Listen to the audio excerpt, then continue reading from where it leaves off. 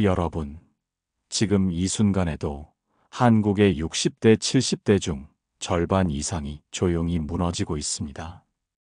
정부도 자녀도 아무도 이야기하지 않지만 2026년은 은퇴 세대에게 가장 잔인한 해가 될 것입니다.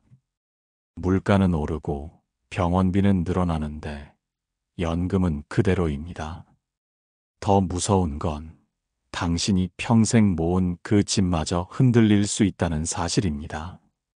나는 괜찮을 거라고 생각하셨나요? 아닙니다.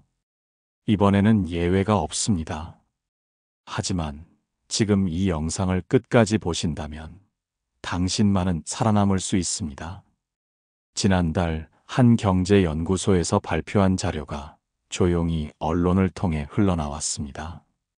대부분의 사람들은 그냥 지나쳤지만 그 안에는 은퇴 세대를 향한 강력한 경고가 담겨 있었습니다. 내년부터 노년층의 경제 기반이 심각하게 위협받을 것이라는 내용이었습니다. 지금 대한민국 60대 후반에서 70대 이상 어르신들이 가장 무서워하는 건 무엇일까요? 가난해지는 것? 아닙니다. 진짜 두려움은 따로 있습니다. 내가 자식들한테 손 벌리게 되는 순간, 병원비 때문에 매달 통장 잔고를 확인하며 가슴 졸이는 순간, 이웃들 눈치 보며 복지관 무료 급식소에 줄 서는 순간, 바로 이런 순간들이 진짜 공포입니다. 그런데 지금 한국 사회는 이런 공포를 현실로 만들고 있습니다. 마트 장바구니에 물건을 담을 때마다 예전보다 훨씬 비싸졌다는 걸 체감합니다. 전기세, 가스비, 관리비는 해마다 오릅니다. 병원 가면 검사 한 번에 수십만 원씩 나갑니다. 약값은 매달 부담이고 건강검진 비용은 만만치 않습니다. 그런데 들어오는 돈은 어떻습니까? 국민연금 받으시는 분들, 한 달에 받는 금액 10년 전이나 지금이나 거의 비슷합니다. 물가는 2배 올랐는데 연금은 그대로입니다. 일하고 싶어도 나이 때문에 자리가 없습니다. 있어도 힘든 육체 노동이거나 짧은 시간제 일자리뿐입니다. 여기에 더 심각한 문제가 있습니다. 많은 어르신들이 마지막 희망으로 생각하는 부동산, 바로 집입니다. 평생 모아서 산 그 집, 힘들 때 팔면 되지 않겠냐고 생각했던 그 집. 그런데 전문가들은 말합니다. 앞으로 지방 소도시의 집값은 더 떨어질 수 있다고.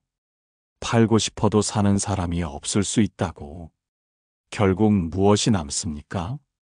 집은 있지만 현금은 없고, 연금은 받지만 생활은 안 되고, 건강은 나빠지는데 병원비는 감당이 안 되고, 이게 바로 2025년 이후 대한민국 은퇴 세대가 마주할 잔인한 현실입니다. 하지만 여기서 포기하면 안 됩니다. 오늘 이 영상에서는 어떤 선택이 당신을 빈곤으로 몰아넣는지, 지금 당장 무엇을 바꿔야 하는지, 그리고 어떻게 해야 이 위기를 버텨낼 수 있는지 명확하게 알려드리겠습니다. 한 문장 한 문장이 여러분의 남은 인생을 지키는 열쇠가 될 것입니다. 절대 중간에 끊지 마시고 끝까지 함께 해주시기 바랍니다. 오늘 내용이 유익하다고 생각하신다면 댓글에 네라고 적어주세요. 유익하지 않다면 노라고 적어주세요. 여러분의 솔직한 의견이 제가 더 나은 내용을 만드는데 큰 힘이 됩니다. 오늘 내용 중 이건 바로 내 이야기다 싶은 부분이 있다면 구독과 좋아요로 더 많은 지혜를 나누는데 함께 해주시면 감사하겠습니다. 영상 끝까지 보시면 여러분의 노후를 지킬 구체적인 방법을 얻어가실 수 있습니다. 오늘은 실제로 이런 위기를 겪은 한 분의 이야기를 들려드리려 합니다. 이름은 67세 명수 씨입니다. 평생 성실하게 살았고 가족을 위해 희생했으며 남에게 폐 끼치지 않으려 애쓰며 살아온 분입니다. 하지만 2023년 어느 날부터 그분의 삶은 조용히 무너지기 시작했습니다. 명수 씨는 서울 변두리 작은 공장에서 30년을 일했습니다. 기계 정비 기술자였던 그는 성실함 하나로 한 직장을 지켰고 두 아들을 대학까지 보냈습니다. 65세에 정년퇴직을 했을 때 퇴직금은 5천만 원 정도였습니다. 많은 돈은 아니었지만 작은 빌라 하나 있고 예금도 조금 있어서 명수 씨는 생각했습니다. 검소하게 살면 괜찮겠지. 퇴직 후 처음 6개월은 편했습니다. 아침에 늦게 일어나고 공원도 산책하고 오랜만에 친구들도 만났습니다. 하지만 1년이 지나자 상황이 달라졌습니다. 하루 종일 집에만 있으니 답답했고 아내와도 사소한 일로 자주 부딪혔습니다. 무엇보다 통장 잔고가 조금씩 줄어드는 게 불안했습니다. 그러던 중 옛 직장 동료에게서 연락이 왔습니다. 형님, 요즘 치킨집 장사가 잘 된다더라고요. 우리 동네에 새로 생긴 가게 보니까 손님이 줄을 서요. 우리도 한번 해볼까요? 명수 씨는 고민했습니다. 나도 뭔가 해봐야 하지 않을까. 그냥 이렇게 집에만 있으면 늙어 죽는 것 같아. 평생 성실하게 일했으니 장사도 잘할 수 있겠지. 그렇게 명수 씨는 퇴직금 중 3,500만 원을 들여 동네 작은 치킨집 프랜차이즈를 계약했습니다. 본부 직원은 말했습니다. 사장님, 걱정 마세요. 우리가 처음부터 끝까지 다 케어해드립니다. 재료 공급부터 마케팅까지 본사가 책임집니다. 처음 한 달은 신기했습니다. 내 가게라는 게 뿌듯했고 손님이 오면 기분이 좋았습니다. 하지만 2달째부터 현실이 보이기 시작했습니다. 먼저 월세가 문제였습니다. 매달 120만 원씩 나가는데 매출이 그걸 겨우 넘겼습니다. 재료비는 본사에서 정한 곳에서만 사야 했는데 시중보다 비쌌습니다. 광고비는 따로 내야 했고 배달 앱 수수료도 만만치 않았습니다. 명수 씨는 하루 12시간씩 가게를 지켰습니다. 오전 11시에 문을 열어 밤 11시에 닫았습니다. 쉬는 날도 거의 없었고 명절에도 가게를 열어야 했습니다. 그러다 문제가 터졌습니다. 어느 날 오후 명수 씨는 튀김기 앞에서 갑자기 어지러움을 느꼈습니다. 식은땀이 흐르고 가슴이 답답했습니다. 급히 병원에 갔더니 혈압이 180까지 올라가 있었습니다. 의사는 말했습니다. 당장 쉬셔야 합니다. 이러다 큰일 납니다. 하지만 명수 씨는 쉴 수 없었습니다. 가게 문 닫으면 월세는 누가 냅니까? 재고로 쌓인 치킨 재료는 어떻게 합니까? 결국 약만 먹으며 버텼습니다. 검사비로 70만 원이 나갔고 매달 약값이 15만 원씩 들었습니다. 무릎도 아파서 정형외과에 갔더니 관절염이라며 주사를 맞으라고 했습니다. 주사 한 대에 10만 원. 한 달에 2번 맞아야 한다고 했습니다. 그 사이 카드값은 밀리기 시작했습니다. 생활비 부족할 때, 큰아들 결혼 축의금 낼 때, 손주 돌잔치 비용 낼 때 카드를 긁었습니다. 어느새 카드 빚이 800만 원이 넘었습니다. 명수 씨는 자식들에게 말하지 못했습니다. 나이 들어서까지 자식 손 벌리기 싫었습니다. 그냥 혼자 버텨보려 했습니다. 결국 2년 만에 가게를 정리했습니다. 권리금은 못 받았고 재고는 헐값에 넘겼습니다. 3,500만 원 투자해서 돌아온 건 빚 1,000만 원과 망가진 건강뿐이었습니다. 지금 명수 씨는 국민연금 월 50만 원으로 근근히 살고 있습니다. 카드빚 갚느라 매달 20만 원씩 나가고 약값 병원비로 15만 원 나갑니다. 남은 돈으로 한 달을 살아야 합니다. 명수 씨는 요즘 잠을 잘 못 잡니다. 혹시 또 아프면 어떡하나? 빚을 다 갚을 수 있을까? 자식들이 이 사실을 알면 어떡하나? 이런 생각들이 밤마다 그를 괴롭힙니다. 이것이 바로 2025년 한국 노년층이 겪는 가장 아프고 가장 억울한 현실입니다. 명수 씨의 이야기는 결코 남의 이야기가 아닙니다. 지금 이 순간에도 전국의 수많은 어르신들이 비슷한 고통을 겪고 있습니다. 그렇다면 왜 이런 일이 반복될까요? 무엇이 명수 씨를 그리고 수많은 은퇴자들을 이렇게 무너뜨린 걸까요? 첫 번째 교훈.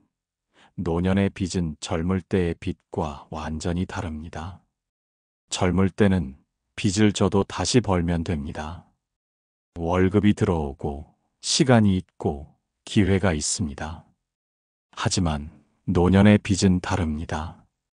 더 이상 수입이 늘어날 구조가 없습니다. 연금은 고정되어 있고 일자리는 구하기 어렵고 건강은 나빠지기만 합니다. 명수 씨가 젊었을 때 1,000만 원 빚은 1년이면 갚을 수 있었습니다. 하지만 지금 67세의 명수 씨에게 1,000만 원 빚은 삶 전체를 짓누르는 무게입니다. 매달 20만 원씩 갚아도 4년이 걸립니다. 그 4년 동안 혹시 또 아프면 어떻게 합니까? 혹시 급한 돈이 필요하면 어떻게 합니까? 심리학자들은 이를 노년기 경제 불안장애라고 부릅니다. 노년층은 빚 자체보다 빚으로 인한 불안감이 더 큰 문제라는 것입니다. 잠을 못 자고 식욕이 떨어지고 사람 만나기 싫어지고 우울증으로 이어집니다. 그래서 노년의 빚은 단순한 경제 문제가 아니라 건강 문제이자 생존 문제입니다. 두 번째 교훈. 생활 수준을 낮추지 못하는 습관이 파멸을 부릅니다. 명수 씨는 왜 치킨집을 시작했을까요? 단순히 돈을 벌기 위해서만은 아니었습니다. 그냥 집에만 있으면 체면이 안 서는 것 같았습니다. 친구들 만나면 뭐 하고 지내냐고 물어봅니다. 그냥 놀고 있다고 말하기 싫었습니다. 또 손주 돌잔치 때 다른 할아버지들은 100만 원씩 넣는데 자기만 적게 낼 수 없었습니다. 큰아들 결혼할 때도 체면상 200만 원을 보태줬습니다. 명절 때마다 자식들 용돈 주고 제사 비용 내고 친척 경조사 챙기다 보면 돈이 술술 나갔습니다. 이게 바로 노년층이 무너지는 가장 큰 이유입니다. 50대, 60대 초반에 하던 소비 습관을 60대 후반, 70대에도 그대로 유지하려 합니다. 하지만 수입은 절반 이하로 줄었습니다. 이 간격을 메우려고 예금을 까고 카드를 긁고 결국 빚을 집니다. 고대 그리스 철학자 에픽테토스는 이렇게 말했습니다. 부는 많이 가진 것이 아니라 적게 필요로 하는 것이다. 노년기에는 이 말이 생존의 원칙이 됩니다. 체면보다 중요한 건 내 삶의 안정입니다. 남들 눈치보다 중요한 건 내 통장 잔고입니다. 세 번째 교훈. 무모한 창업은 노년을 가장 빠르게 무너뜨립니다. 명수 씨는 평생 기계 정비 기술자였습니다. 치킨 튀기는 일은 한 번도 해본 적이 없었습니다. 손님 응대도 서툴렀고 배달 앱 사용법도 몰랐습니다. 홍보는 어떻게 하는지, 원가 계산은 어떻게 하는지 전혀 몰랐습니다. 하지만 프랜차이즈 본부는 쉽다고 했습니다. 누구나 할 수 있다고 했습니다. 본사가 다 도와준다고 했습니다. 그 말을 믿고 3,500만 원을 투자했습니다. 결과는 참담했습니다. 본사가 도와준다던 것은 재료만 공급해주는 것이었습니다. 마케팅, 홍보, 고객 관리는 모두 본인 몫이었습니다. 67세 노인이 혼자 감당하기엔 너무 버거웠습니다. 통계가 이를 증명합니다. 60세 이상 창업자의 폐업률은 50세 미만보다 2배 이상 높습니다. 왜냐하면 체력, 속도, 정보, 네트워크 모든 면에서 불리하기 때문입니다. 일본에서는 이미 10년 전부터 노년 창업 경고 캠페인을 벌이고 있습니다. 60세 이후 창업은 취미 수준으로만 하라고 권고합니다. 생계를 걸면 안 된다고 경고합니다. 하지만 한국에서는 여전히 퇴직자들을 상대로 한 프랜차이즈 광고가 넘쳐납니다. 네 번째 교훈. 혼자 버티려는 자존심이 오히려 고립을 만듭니다. 명수 씨는 왜 자식들에게 도움을 청하지 않았을까요? 나이 들어서까지 자식 손 벌리기 싫었기 때문입니다. 내가 알아서 살아야지 자식들한테 짐이 되면 안 되지. 이런 생각이 그를 더 깊은 구렁텅이로 밀어넣었습니다. 심리학에서는 이를 노년기 자존감 방어 기제라고 부릅니다. 나이가 들수록 사람들은 자존심으로 자신을 지키려 합니다. 하지만 역설적으로 이 자존심이 도움을 거부하게 만들고 고립을 심화시키고 결국 더 큰 위기를 초래합니다. 하버드 대학의 80년 연구 결과가 이를 증명합니다. 노년기 행복을 결정하는 가장 큰 요인은 돈이 아니라 관계의 질이었습니다. 어려울 때 도움을 청할 수 있는 사람이 있는가? 속마음을 나눌 수 있는 사람이 있는가? 이것이 노년의 삶을 지키는 핵심이었습니다. 명수 씨는 지금 혼자입니다. 아내와도 거리가 생겼고, 자식들과도 소원해졌고, 친구들도 만나기 싫어졌습니다. 왜냐하면 자신의 실패를 들키고 싶지 않기 때문입니다. 이 고립이 그를 더 약하게 만들고 있습니다. 다섯 번째 교훈. 예전 방식을 버리지 못하면 새 시대를 살아남을 수 없습니다. 명수 씨는 평생 성실하게 일하면 된다고 배웠습니다. 열심히 하면 인정받고 땀 흘리면 결과가 나온다고 믿었습니다. 그래서 치킨집도 12시간씩 지키면 잘 될 거라 생각했습니다. 하지만 2025년의 세상은 다릅니다. 열심히 한다고 되는 게 아닙니다. 전략이 필요하고 정보가 필요하고 차별화가 필요합니다. 배달앱 리뷰 관리도 해야 하고 온라인 마케팅도 해야 하고 트렌드도 읽어야 합니다. 67세 노인이 이 모든 걸 혼자 감당할 수 있을까요? 불가능합니다. 그래서 예전 방식으로는 살아남을 수 없습니다. 고대 중국 철학자 노자는 말했습니다. 강한 것은 죽음에 속하고 부드러운 것은 삶에 속한다. 노년기에는 강하게 버티는 것이 아니라 부드럽게 적응하는 것이 생존입니다. 내가 세상을 바꿀 수 없다면 내가 바뀌어야 합니다. 이 5가지 교훈을 정리하면 하나의 메시지로 모입니다. 노년의 빈곤은 운명이 아니라 선택의 결과입니다. 잘못된 선택을 반복하면 무너지고 올바른 선택을 하면 버틸 수 있습니다. 그렇다면 이제 질문은 명확해집니다. 어떤 선택을 해야 할까요? 어떻게 살아야 무너지지 않을까요? 지금부터 말씀드리는 내용은 여러분의 남은 인생을 지킬 5가지 구체적인 방법입니다. 거창한 이론이 아닙니다.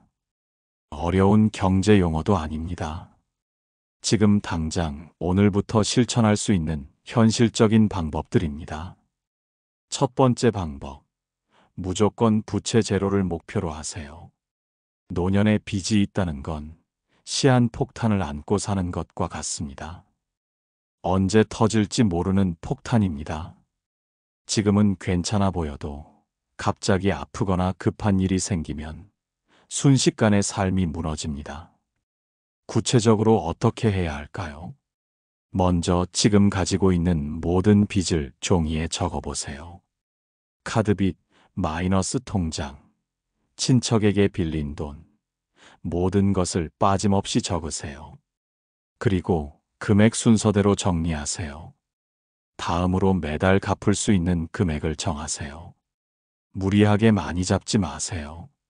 5만 원이든 10만 원이든 꾸준히 낼 수 있는 금액으로 정하세요. 그리고 가장 적은 빚부터 먼저 갚으세요. 심리학에서는 이를 눈덩이 효과라고 부릅니다. 작은 빚 하나를 완전히 갚으면 성취감이 생깁니다. 그 힘으로 다음 빚을 갚고 또 다음 빚을 갚습니다. 이렇게 하나씩 갚다 보면 어느새 모든 빚에서 자유로워집니다. 명수 씨 같은 경우 1,000만 원 빚이 있다면 매달 20만 원씩 갚겠다고 정하세요. 그리고 그 외에 새로운 빚은 절대 만들지 마세요. 카드는 한 장만 남기고 모두 잘라버리세요. 4년은 걸리지만 확실하게 빚에서 벗어날 수 있습니다. 만약 빚이 너무 많아서 혼자 감당이 안 된다면 주저하지 말고 도움을 청하세요. 주민센터에 가면 금융 복지 상담을 받을 수 있습니다. 신용회복위원회에서도 채무 조정 프로그램을 운영합니다. 부끄러운 일이 아닙니다. 오히려 현명한 선택입니다. 두 번째 방법, 생활 수준을 최소 20% 낮추세요. 여러분이 지금 한 달에 100만 원을 쓴다면 80만 원으로 줄이세요. 200만 원 쓴다면 160만 원으로 줄이세요. 어떻게 줄일까요? 먼저 고정 지출부터 점검하세요. 통신비는 얼마나 나갑니까? 요즘은 저렴한 알뜰폰 요금제가 많습니다. 한 달에 3만 원 이상 내고 계시다면 바꾸세요. 그것만으로도 1년에 20만 원 이상 아낄 수 있습니다. 구독 서비스는 어떻습니까? 신문, 케이블 TV, 인터넷 동영상 서비스. 실제로 얼마나 보십니까? 안 보는 건 과감히 끊으세요. 외식 횟수도 줄이세요. 일주일에 3번 외식한다면 한 번으로 줄이세요. 집에서 간단하게 먹어도 맛있습니다. 건강에도 좋고 돈도 아낍니다. 손주 용돈도 조정하세요. 명절 때 10만 원씩 주던 걸 5만 원으로 줄이세요. 손주들은 금액보다 할머니, 할아버지 마음을 더 기억합니다. 자식들도 이해합니다. 친척 경조사도 부담 갖지 마세요. 예전처럼 10만 원 낼 필요 없습니다. 5만 원이면 충분합니다. 참석하는 것만으로도 의미가 있습니다. 마트 갈 때도 전략이 필요합니다. 꼭 필요한 것만 메모해서 가세요. 배고플 때 가지 마세요. 할인 행사 때 묶음으로 사세요. 그것만으로도 한 달에 10만 원은 아낄 수 있습니다. 이게 인색한 게 아닙니다. 이게 현명한 겁니다. 노년기에는 체면보다 생존이 우선입니다. 프랑스 철학자 몽테뉴는 이렇게 말했습니다. 가장 위대한 것은 자기 자신의 주인이 되는 것이다. 남들 시선에 휘둘리지 말고 내 삶의 주인이 되세요. 세 번째 방법, 작지만 꾸준한 현금 흐름을 만드세요. 노년기에 큰 돈 벌려고 하지 마세요. 그건 위험합니다. 대신 작은 돈이라도 꾸준히 들어오게 하세요. 어떤 일이 가능할까요? 아파트 경비, 주차 관리, 환경 미화원, 급식 보조. 이런 일들은 나이가 들어도 할 수 있습니다. 주 2, 3일 하루 4시간 정도 일하면 월 50만 원에서 70만 원 정도 받을 수 있습니다. 작다고 무시하지 마세요. 이 50만 원이 있고 없고가 삶을 완전히 바꿉니다. 연금 50만 원에 일해서 50만 원 더하면 100만 원입니다. 이 정도면 혼자 사는데 충분합니다. 또 다른 방법도 있습니다. 주민센터나 노인복지관에서 일자리 프로그램을 운영합니다. 노노케어, 공공근로, 사회서비스 일자리, 이런 것들을 적극 활용하세요. 재능을 활용하는 방법도 있습니다. 평생 바느질 하셨다면 동네에서 간단한 수선 일을 받을 수 있습니다. 요리를 잘하신다면 반찬 만들어 파는 것도 방법입니다. 중요한 건 돈의 크기가 아니라 흐름입니다. 물이 고이면 썩지만 흐르면 살아납니다. 돈도 마찬가지입니다. 조금씩이라도 계속 들어오면 삶이 안정됩니다. 그리고 일을 하면 돈보다 더 큰 것을 얻습니다. 바로 삶의 리듬과 목적입니다. 일주일에 사흘만 나가도 생활에 규칙이 생깁니다. 아침에 일어날 이유가 생기고, 사람을 만날 기회가 생기고, 나를 필요로 하는 곳이 생깁니다. 네 번째 방법, 건강을 돈처럼 관리하세요. 노년기에 가장 큰 지출이 무엇입니까? 바로 병원비와 약값입니다. 한 번 아프면 수백만 원이 순식간에 나갑니다. 그래서 건강관리가 곧 재정관리입니다. 매일 30분씩 걸으세요. 집 앞 공원이든 아파트 단지든 어디든 좋습니다. 그냥 걷는 겁니다. 아침 해 뜨고 나서 걸으면 좋습니다. 햇빛을 쬐면 비타민도 만들어지고 기분도 좋아집니다. 혼자 걷기 심심하면 라디오 들으며 걸으세요. 친구랑 같이 걸으면 더 좋습니다. 스트레칭도 하세요. 아침에 일어나서 10분, 자기 전에 10분. 유튜브에 노년 스트레칭 검색하면 쉬운 동작들 많이 나옵니다. 따라 하다 보면 몸이 한결 가벼워집니다. 식습관도 바꾸세요. 짜게 먹지 마세요. 고혈압 오면 평생 약 먹어야 합니다. 기름진 것 줄이세요. 당뇨 오면 더 힘듭니다. 과일과 채소를 더 드세요. 제철 과일, 제철 채소는 싸고 맛습니다. 마트 말고 전통시장 가보세요. 훨씬 저렴하게 신선한 것 살 수 있습니다.